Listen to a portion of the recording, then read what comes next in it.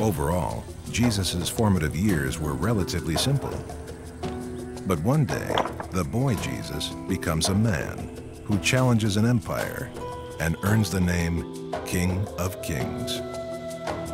Jesus' adult years pose an even greater challenge for experts. What did he do for more than a decade before preaching around the age of 30? The Bible is completely silent. We don't know if he was married and had children, or even what he looked like.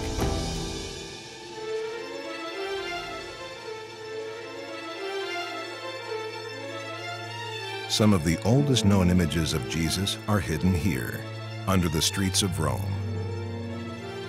In a pre-photographic era, artists had no idea what Jesus really looked like either. What the artists seem to have done is simply taken templates that they would have worked with for their frescoes and for their mosaics. Artists often used the template for the god Dionysus, giving Jesus long flowing hair and no beard.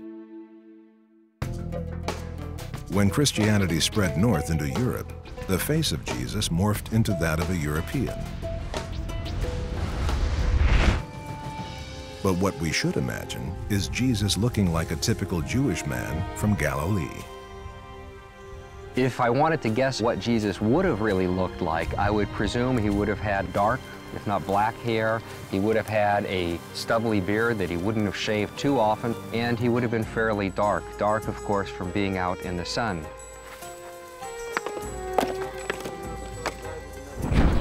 Church paintings have long represented Jesus as a carpenter. But he probably did the back-breaking work of a day laborer, like his father. I think you have to remember that Jesus wasn't alone in living that kind of life in the ancient world. Most people lived like that. And there are echoes of this blue-collar existence in his later teachings. He saw the underside of life constantly. He experienced it. It was his life. So the insights that he has about God come from out of that experience.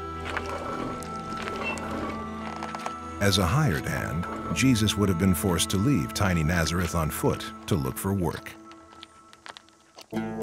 He moves around from village to village on market day fixing tools for people, and it's maybe out of that that eventually comes his ministry.